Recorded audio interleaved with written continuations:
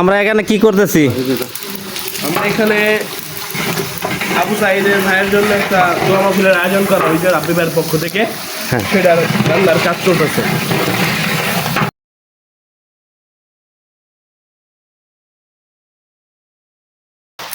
তো আমাদের ছোট ভাই রাব্বি, তার মাধ্যমে এটা করা হইতাছে দোয়ার মাহফিলটা। আচ্ছা ছোট ভাই, ওটা যে দোয়ার মাহফিলটা করা হইতাছে আসলে কি আবু সাইদের উদ্দেশ্য নাকি না অন্য উদ্দেশ্য করে? না, মৃত ব্যক্তির উদ্দেশ্য করে আসলে খাওয়া দাবার, এটা আমার মানে যুক্তিতে ঠিক না। আমরা হচ্ছে জাস্ট হচ্ছে তাদের জন্য দোয়া করা হবে। একটা মাদ্রাসায় আসছি, আমাদের এলাকার মাদ্রাসা। তো আমরা হচ্ছে যেহেতু বাচ্চা কাচ্চা আছে, মানে এতিমও তো আছে, তাই না? তো ভাবলাম মানে তার উদ্দেশ্য না, তার একটা দোয়ার উদ্দেশ্য করে আর কি। হ্যাঁ, দোয়ার মাহফিলটা। আমরা তো মরা মানুষের উদ্দেশ্য করে প্রায় সময় কিন্তু ওই মাহফিলটা করে থাকি। আসলে কি এটা কি জায়েজ না জায়েজ, আমি একটু এটা জানতে চাই আপনার কাছ থেকে। এখানে কথা হইলো, সরাসরি যদি মৃত ব্যক্তির জন্য করা হয় তাহলে মালদাররা খাইতে পারবে না, এটি মিসকিনরা খাবে।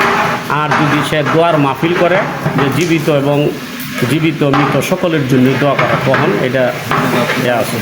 ধন্যবাদ। তা হুজুর যেটা বলছে আসলে কারো উদ্দেশ্য করে, মৃত ব্যক্তির উদ্দেশ্য করে ওটা কিন্তু করা ঠিক না। তো এটা করা যায় শুধু এতিমদের জন্য। তো আমাদের ছোটো ভাই রাব্বি, সে কিন্তু এতিমদের জন্যই উদ্দেশ্য করে ওই দোয়ার মাহফিলের আয়োজনটা করছে।